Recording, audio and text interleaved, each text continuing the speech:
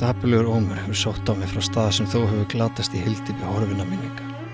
Stræti, armnir út á seg.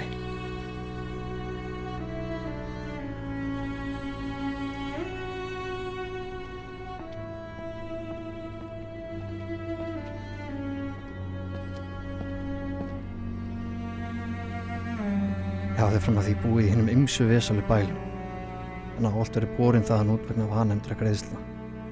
Því enda ég í þessu hreysi sem var að hruni komið. Það sem Erik sann var fyrst á vegi mínum.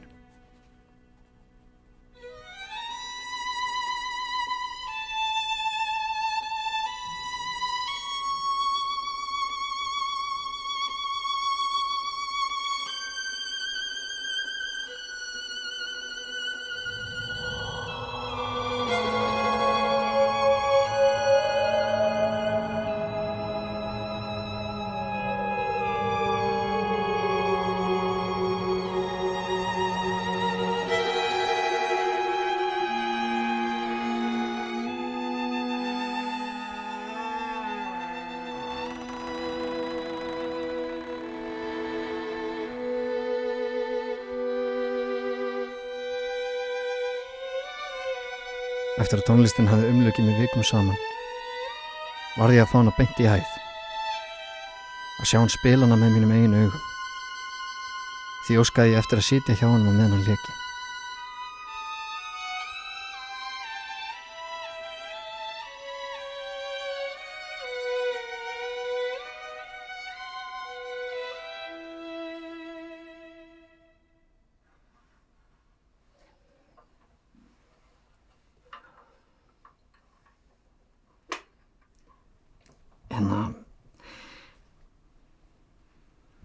Ég var að hugsa hvort þú geti kannski spila tónlistina sem ég heyrti spila svo oft áður.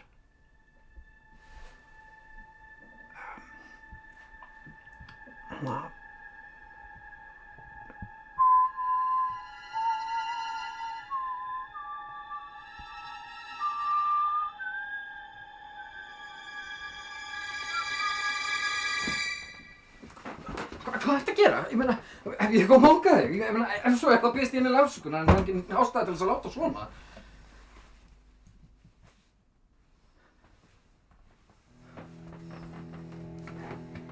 Erik útskýrði orðsendingu sinni að hann sé þjakaður undarlegum ótta tengdum tónlistinni.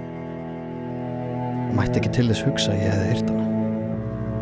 Hann óskaði þess kurteislega og ég flytti með hæði neðar svo ég þyrfti ekki að heyra tónlistina. Hann bauðst mér að segja til þess að greiða þann auka kostnað sem af því hlytist.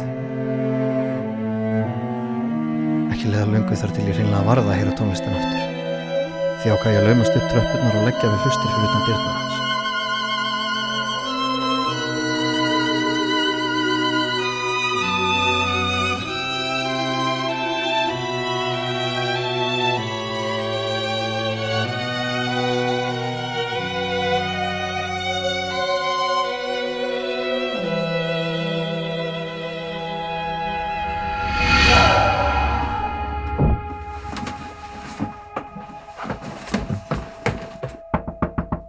Erik, er þetta í lagi?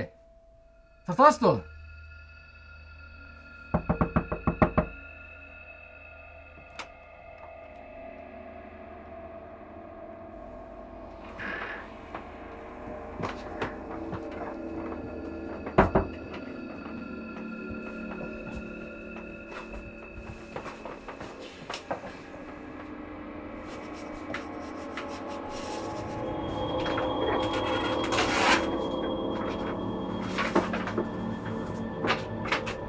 Orðsendingin sárbæmdi mig, í nafni mínar eigin forvitni, að bíða þess að hann tæki saman frásögn sína öllu undur og óskapna sem hafa ásótt hann.